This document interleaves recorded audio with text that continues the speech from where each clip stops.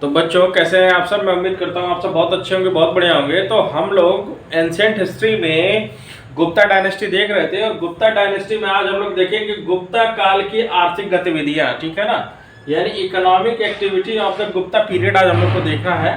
ठीक है, चलिए इसको देखते हैं और इस चैनल को स्टार्ट करते हैं, वीडियो को स्टार्ट करते हैं। तो सबसे पहले चैनल को स्टार्ट करने से पहले आप लोग सब्सक्राइब कर लीजिए ताकि ऐसा लेक्चर आपको मिलता रहे और आपके एग्जाम में आपकी तैयारी में मददगार साबित होता रहे, जो कि जीएस से रिलेटेड क्वेश्चन इससे काफी आता है। ठीक है ना, चले बच्चों स्टार्ट करते हैं। तो फर्स्ट पॉइंट इसमें देखते हैं आर्थिक गतिविधि में यानी इकोनॉमिक एक्टिविटी में। तो पहला पॉइंट है कि गुप्त राजाओं ने सर्वाधिक स्वर्ण मुद्राएं जारी की। गुप्त राजाओं ने क्या दी? सर्वाधिक जो है गोल्ड के सिक्के यानी गोल्ड के कॉइन जो है इन्होंने जारी किए। और इस गोल्ड के कॉइन को क्या बोला जाता था? इस गोल्ड के कॉइन को बोला जाता था दिनार। ठीक है ना, तो दिनार क्या था? गोल्ड कॉइन था जो सर्वाधिक गुप्त राजाओं ने जारी किए, याद रखिएगा। चलिए नेक्स्ट पॉइंट देखते हैं कि कायस्थों का सर्वप्रथम वर्णन जो है याज्ञवल्क्य स्मृति में मिलता है और जाति के रूप में कायस्थों का सर्वप्रथम वर्णन किसमें मिलता है? ओशनम स्मृति में मिलता है। ये याद रखिएगा, एग्जाम में पूछा हुआ क्वेश्चन है।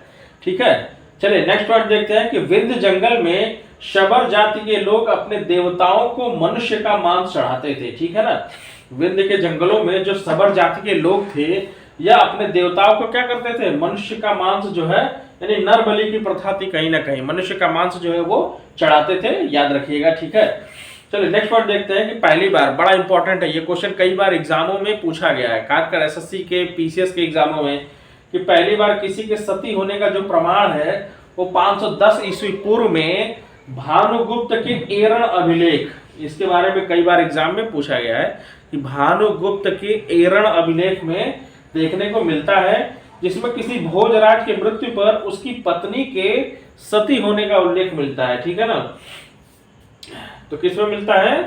एरण अभिलेख में, और भोजराज की मृत्यु पर उसकी पत्नी के सती होने का उल्लेख जो है हमको मिलता है। ठीक है ना, याद रखिएगा। पहली बार हमें सती प्रथा का जिक्र कब देखने को मिलता है? तो गुप्ता काल में। ठीक है, अब गुप्त काल की अगर बात किया जाए तो ये वैष्णव धर्म के अनुयायी थे तथा इन्होंने इसे राजधर्म बना रखा था। वैष्णव धर्म का मतलब हो गया कि ये विष्णु को मानते थे, भगवान विष्णु को क्या करते थे? मानते थे, और राजधर्म इन्होंने इसको बना रखा था। ठीक है, चलिए नेक्स्ट पॉइंट देखते हैं कि अजंता में निर्मित कुल 29 गुफाओं में 16 और 17 ही गुप्त काल की थी। ठीक है ना, अजंता काल में जो टोटल 29 गुफाएं थी, इस 29 गुफाओं में 16 और 17 जो गुफाएं थी वो गुप्त काल की थी। और गुफा संख्या 17 जो है इसके चित्र को क्या बोला गया है? चित्रशाला बोला गया है। इसके चित्रों को चित्रशाला बोला गया है। ठीक है, और अजंता की गुफाएं बौद्ध धर्म की महायान शाखा से थी। हीनयान और महायान दो शाखाएं थी बौद्ध धर्म की। ठीक है ना, हीनयान और महायान। तो अजंता की जो गुफाएं थी वो बौद्ध धर्म के महायान शाखा से थी, इसको याद रखिएगा। ठीक है ना, चलिए नेक्स्ट पॉइंट देखते हैं कि गुप्त काल में निर्मित अन्य गुफा जो है वो बाघ की गुफा थी, जो बाघ जिला धार मध्य प्रदेश में है, और ये विंध्य पर्वत को काटकर बनाया गया है। ठीक है ना, किसको काटकर बनाया गया है? विंध्य पर्वत को काटकर जो है ये बनाया गया है, इसको याद रखिएगा। इस सारा क्वेश्चन एग्जाम में पूछा हुआ है। चलिए नेक्स्ट पॉइंट देखते हैं कि गुप्त काल में विष्णु शर्मा द्वारा लिखित पंचतंत्र, ठीक है ना, विष्णु शर्मा द्वारा लिखित पंचतंत्र संस्कृत को संसार का सर्वाधिक प्रचलित ग्रंथ माना गया है। ठीक है ना, संसार का सर्वाधिक प्रचलित ग्रंथ माना जाता है, और बाइबिल के बाद इसका दूसरा स्थान है, याद रखिएगा। बाइबिल के बाद इसका क्या है? दूसरा स्थान है।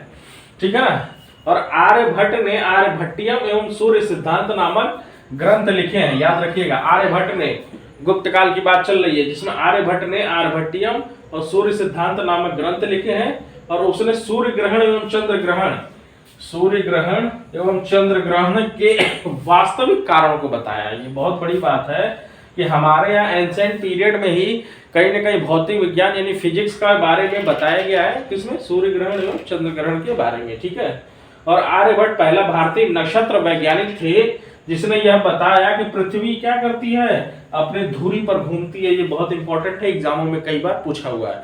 ठीक है ना, तो आर्यभट्ट पहला भारतीय नक्षत्र वैज्ञानिक थे जिन्होंने यह बताया कि पृथ्वी जो है अपनी धुरी पर घूमती है। ठीक है, जिसके कारण क्या होता है? दिन और रात होता है। पृथ्वी जो है अपनी धुरी पर घूमती है तो कहीं ना कहीं दिन और रात होता है। तो ये कहीं नहीं मैथ से रिलेटेड, फिजिक्स से रिलेटेड, ज्योग्राफी से रिलेटेड ये कॉन्सेप्ट उन्होंने गुप्ता डायनेस्टी में ही दे दिया था। तो एंशिएंट पीरियड हमारा बहुत गौरवान्वित और बहुत हिस्टोरिकल रहा है, ठीक है ना। तो बच्चों इस तरह ये लेक्चर यही समाप्त होता है। जाने से पहले आप चैनल को सब्सक्राइब करिए, लाइक करिए, वीडियो को शेयर करिए। ये सारे के सारे क्वेश्चन जो है एग्जाम में पूछे जाते हैं। तो वीडियो देखने के लिए बहुत बहुत धन्यवाद।